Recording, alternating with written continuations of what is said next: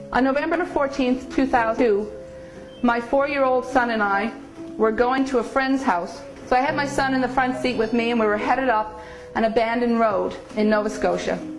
And as I went up this little abandoned road, I saw a large lake that had flooded.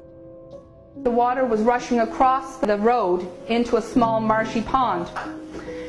So I slowed down to 20 because I didn't want a hydroplane. And as I entered the little river running across the road, my tires lifted up and pulled towards the guardrail. And I kind of roller coastered into the center of this lake. My car, without any motivation, flipped over the guardrail out into the lake 10 feet and landed on the roof. The water started to rush into the car, and the car started to sink very, very quickly to the bottom. So I looked at my son and I said, okay, we have got to get out of this lake. So when I tell you, you take a deep breath, and Mommy's going to open the door and we're going to swim out of the car. And as the water came up over me, I got to the point that we had to breathe, and I said, okay, take a breath now, baby. And the two of us took our breath, and the water came up over our heads very quickly. I pulled the door handle, the door wouldn't budge. I leaned over, I pulled his door handle, it wouldn't budge. I started a little frantic, pulling on doors and pushing on windows. Nothing was moving. I needed both of my hands. So I took my son's body and I lifted him out of his chair and I pushed him into the back seat over my head, hoping if there was anywhere in the car that there was air, it might be in the back. But when I looked back, that car was upside down, and if there was air, it was in the trunk.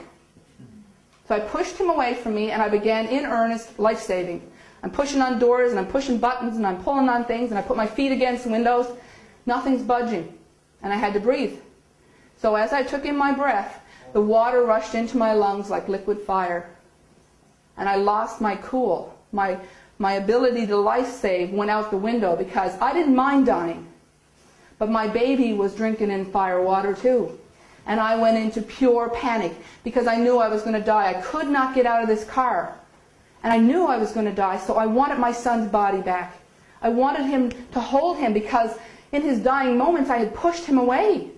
What was he going to think? So I started frantically searching the car for a coat tail or a shoe or something I could grab and pull back so I could die with my baby in my arms.